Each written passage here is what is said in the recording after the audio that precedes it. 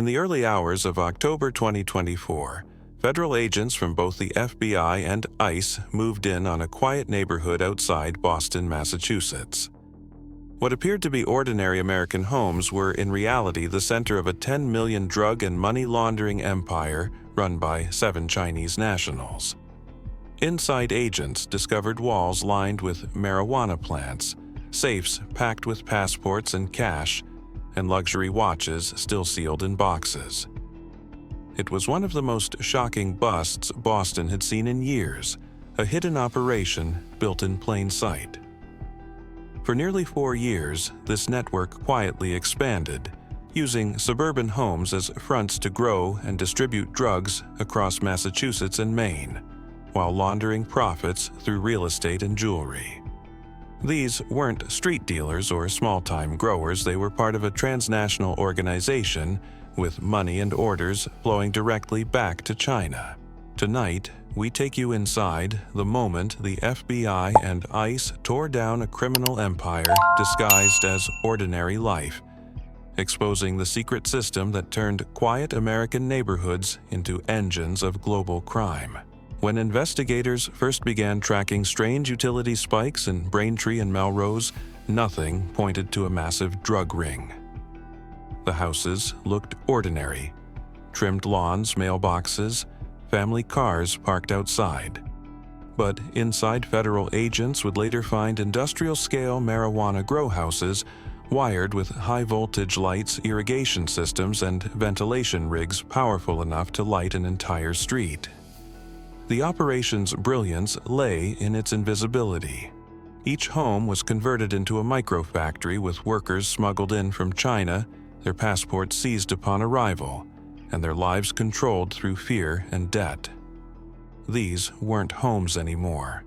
They were production hubs designed for non-stop cultivation. Investigators say the scheme began quietly around 2020 during the pandemic, when empty streets and remote work gave traffickers the perfect cover. Real estate agents noticed sudden cash purchases from buyers with no employment records but clean paperwork. Within months, those investments became front properties, each feeding into a wider chain that stretched from Massachusetts into Maine. By 2022, entire neighborhoods were unknowingly harboring part of a criminal ecosystem that produced hundreds of kilograms of marijuana each year. The U.S. Attorney's Office described the structure as a sophisticated network built for endurance. Every role was specialized. Some handled logistics, some managed cash, and others controlled the grow houses directly. They used coded messages, encrypted phones, and cash couriers to keep communication dark. Even law enforcement's earliest suspicions were dismissed because from the outside, nothing looked illegal. No loud parties, no gang presence, just quiet families and dimly lit windows. But what made the case even more disturbing was the level of discipline.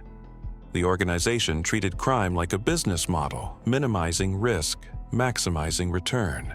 A single house could yield $400,000 to $600,000 a year in product. Multiply that across multiple towns, and the numbers quickly approached the multi-million mark. Yet none of that profit stayed clean. It was quickly laundered through fake shell companies, pawned jewelry, and cash real estate deals, transforming illegal income into legitimate wealth. Neighbors, when interviewed, described occasional chemical smells or men loading boxes at odd hours, but few imagined what was really happening. Federal agents say this is exactly how transnational crime thrives, by blending into the rhythm of normal American life. When ICE and FBI finally connected the dots, they realized they weren't just chasing growers. They were confronting a hidden empire that had burrowed deep into suburban Massachusetts, one house at a time. By the time federal agents realized the scope of the operation, the network had already evolved into a multi-state enterprise. What began with a few converted homes in Braintree and Melrose soon spread north into Greenfield and across the border into Maine. Investigators traced a consistent pattern: homes bought in cash renovations, handled by unlicensed contractors, and power consumption levels soaring up to 10 times higher than average households. Each location was strategically chosen small towns, with minimal law enforcement presence, easy access to highways and communities where strangers could rent without suspicion. Agents from the FBI, ICE, and the Drug Enforcement Administration began comparing notes in 2023 after multiple seizures of unmarked cash shipments in New York and Connecticut. They noticed that several couriers shared one peculiar detail receipts from a chain of Chinese restaurants in Massachusetts. That clue led investigators to uncover a financial pipeline disguised through ordinary small businesses. Drug money was deposited into restaurant accounts, split into dozens of smaller transactions, and wired out to overseas accounts connected to Fujian and Guangdong provinces in China. What looked like family-owned eateries were in fact money laundering hubs quietly recycling millions of dollars in black market profit. The laundering model was meticulous. Bulk cash would first be broken down into under $10,000 deposits to avoid bank reporting thresholds, a process known as structuring. Then, those funds were disguised as legitimate revenue or used to purchase luxury items such as Rolex watches, gold jewelry, and high-end cars, all resold later through third parties. Investigators estimated that between 2021 and 2024, over $10 million was laundered through this scheme, transforming criminal profit into clean capital. But the system didn't stop at finances. The organization also maintained a labor supply chain smuggling workers into the United States under false pretenses. Many were promised restaurant or warehouse jobs, but were instead taken to suburban grow houses. Once there, their passports were confiscated, and they were told they owed thousands of dollars in transportation debt. They were forced to work 16-hour shifts under constant surveillance, sleeping on thin mats, beside the very plants they cultivated. The traffickers maintained control through fear, warning that if anyone escaped, their families back home would disappear. To outside observers, everything appeared calm. Rental payments arrived on time. Landscaping services were regularly scheduled to maintain appearances. In some towns, residents even waved to the workers, unaware they were prisoners. The organization's leaders understood American suburbia. They knew that as long as lawns were cut and noise stayed low, no one would look closer. It was a form of camouflage that let the empire expand undetected for nearly 4 years. Financial analysts from the U.S. Treasury's FinCEN division later confirmed that the group's money movements were designed to exploit weak oversight between local property registries and private lenders. By constantly buying and reselling small homes across Massachusetts and Maine, they masked criminal money as legitimate property investment. Each home became both a factory and a laundering front, blurring the line between crime and normal life. When federal agents finally mapped out the network, the results were staggering: dozens of homes, millions in cash, and direct connections leading overseas. What seemed like scattered grow houses turned out to be nodes in a coordinated transnational operation. The investigation had evolved beyond drugs. It was now about uncovering how foreign criminal organizations embedded themselves inside America's safest neighborhoods and turned them into silent profit machines. When agents raided the first property in Braintree, what they found wasn't just marijuana plants or cash, it was evidence of human captivity. Behind sealed doors and blackout curtains, investigators discovered small sleeping areas tucked between rows of grow lights. Thin blankets, rice cookers, and bottled water lined the floor. The people living there were not criminals. They were workers smuggled from China, trapped in debt and fear. Their passports were locked in safes, and they had been told they couldn't leave until they repaid transportation fees of up to $30,000. Some had been there for years, never allowed to step outside. According to the FBI, these workers were victims of a carefully engineered system of control. They had been promised jobs in restaurants or warehouses, but upon arrival in Boston, they were handed over to traffickers who sent them to remote houses in Massachusetts and Maine. Their food and phone access were rationed, and contact with the outside world was forbidden. Agents later found notebooks filled with Mandarin handwriting recording daily quotas: water trim, fertilize. It wasn't a workplace. It was bonded labor hidden behind the illusion of a suburban home. The U.S. Attorney's Office called it a form of modern slavery, where people became disposable tools for profit. Each worker managed hundreds of plants in humid, air-sealed environments that ran 24 hours a day. The electricity bills were astronomical, but the traffickers didn't care. The profit margins were worth it. In one raid, agents found a woman who hadn't spoken to her family in 2 years. She told investigators that her handlers threatened to report her to immigration if she ever tried to leave. Fear was the currency that kept the operation alive. For residents nearby, the revelation was shocking. "We had no idea anyone was even living there," one neighbor in Melrose told reporters.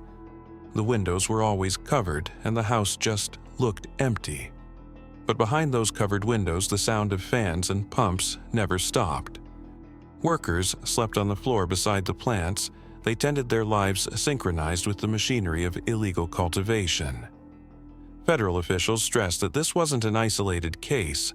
Similar human trafficking-linked grow houses have been uncovered across the United States, from Colorado to Oklahoma to California. The Boston case simply exposed how deeply such operations can embed themselves inside unsuspecting communities. Its organized exploitation won ICE Homeland Security investigations, agents said. "These individuals aren't free. They're commodities." The emotional impact on the rescued workers was immense. Many were terrified of returning home, believing they would face punishment for failing to repay debts. Others feared speaking out against the traffickers still at large. Interpreters from the Department of Justice's Victim Services team were brought in to help rebuild trust. Some victims cried when they were handed back their passports. For them, it was more than a document. It was proof that they existed again. In the broader investigation, these testimonies became critical. They revealed how each trafficker played a role: recruiters in Fujian, transporters in New York, property managers in Massachusetts. Together, they formed a global supply chain of exploitation, feeding America's underground drug market. And while the money flowed freely, the people inside these homes lived and worked like ghosts. For the FBI and ICE, the human side of the Boston raid transformed the case from a drug bust into a moral mission. It was no longer just about seizing cash or plants. It was about exposing a network that had turned human lives into inventory hidden within the quiet streets of suburban America. At exactly 5:12 a.m. on a cold morning in October 2024, unmarked vehicles rolled silently into neighborhoods across Massachusetts and southern Maine. The operation had been planned for months, coordinated between FBI, ICE, Homeland Security investigations, and local police departments. Dozens of agents waited in darkness, wearing tactical gear and night vision headsets.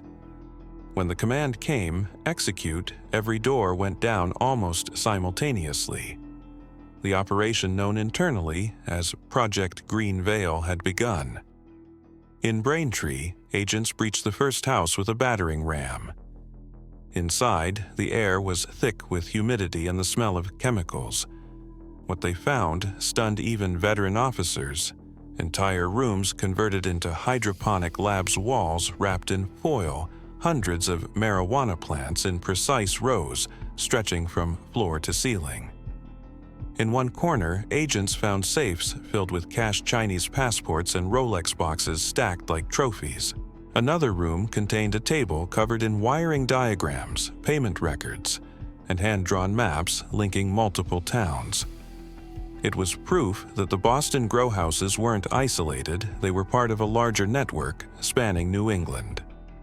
Simultaneously, another team hit a property in Melrose, where they discovered 50 kilograms of processed marijuana, nearly $200,000 in cash, and several computers running encrypted finance software.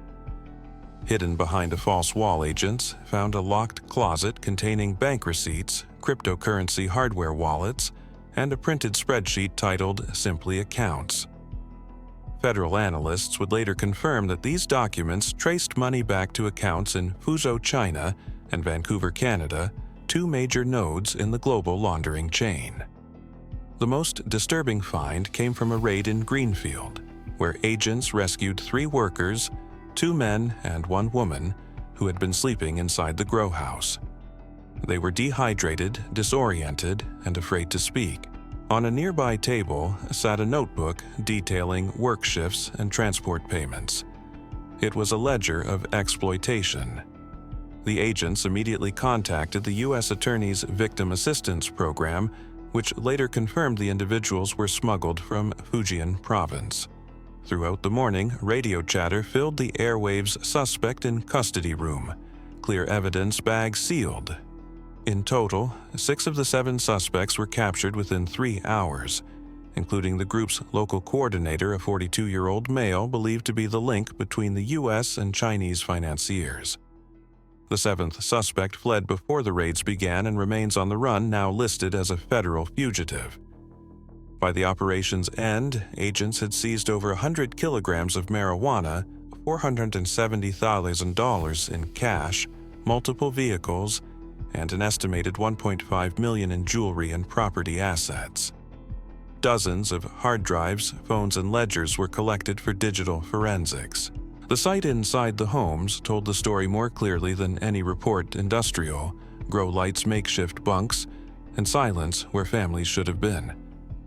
At a press conference later that week, the U.S. Attorney for Massachusetts called it one of the most complex and disturbing domestic trafficking operations in recent memory.